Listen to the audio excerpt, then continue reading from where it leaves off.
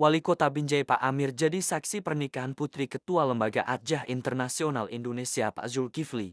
Hari bahagia menyatukan dua insan dalam ikatan suci pernikahan. Wali Kota Binjai, Bapak Amir Hamzah, hadir memberikan restu dan doa terbaik, disambut hangat oleh para tamu undangan dalam suasana penuh kekeluargaan. Dalam prosesi sakral ijab kabul, Bapak Amir turut menjadi saksi pernikahan putri dari Bapak Zulkifli, Ketua Lembaga Adjah Internasional Indonesia.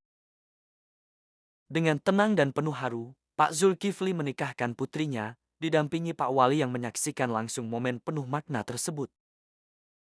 Setelah akad, momen kebersamaan dilanjutkan dengan makan malam bersama. Senyum bahagia terpancar dari keluarga dan tamu, menandai awal baru yang penuh harapan dan doa. Di tengah kebahagiaan ini, Lembaga Adjah Internasional Indonesia juga menyampaikan niat mulianya, setiap tahun akan mengadakan pelatihan kreativitas untuk ribuan murid SD, SMP, SMA, dan siapapun yang ingin belajar. Sebuah langkah nyata untuk membangun generasi yang mandiri, kreatif, dan berdaya saing global.